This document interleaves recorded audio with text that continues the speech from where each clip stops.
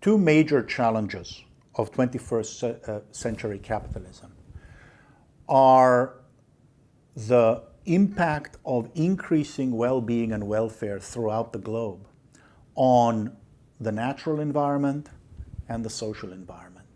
And while the last 40 years has seen a steady struggle to increase understanding of the threat to the natural environment, we've actually seen over the last 40 years a retreat in the understanding of the impact on the social environment.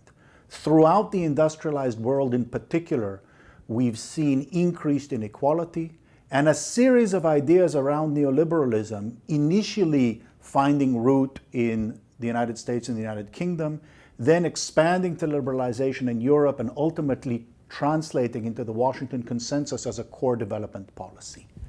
These were anchored in a set of ideas we largely think of as neoliberalism that argued that uncertainty and complexity make centralized economic planning impossible, and so prices and decentralized decisions in markets by individuals will produce good information. They modeled universal rationality as self-interested, self-maximizing human behavior.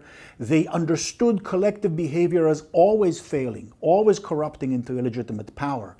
And that then meant that deregulation and freeing of markets from social and legal controls were the way to increase both welfare and liberty.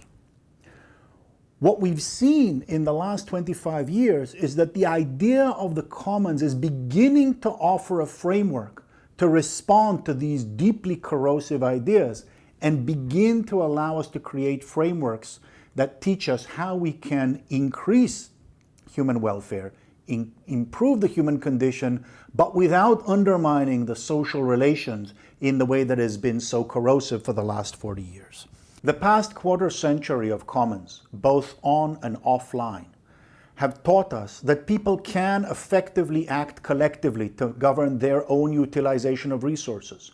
They've taught us with many details that people respond to diverse motivations and that economic utility is valuable, but it's only part of a range of social, emotional, and rational ethical commitments. Property and markets versus state planning and ownership don't exhaust the capabilities. We live with a much more diverse set of ways of organizing economic production. And in particular, voluntaristic actions in commons can support growth, can support innovation, can be more efficient while at the same time being sustainable and socially more integrated. Our experience with Internet Commons tells us that three major shifts need to happen before the 21st century capitalism challenge can be answered in a socially sustainable way.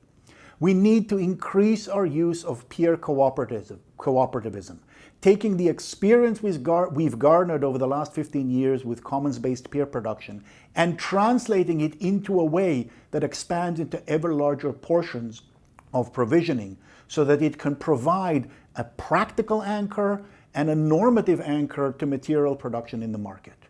We also cannot give up on socially embedding market production. There is no one right path to market production. There is genuine room for ethical choice, not only on the environmental side, not only on the right side in terms of human rights, but also on the side of economic equality and social sustainability.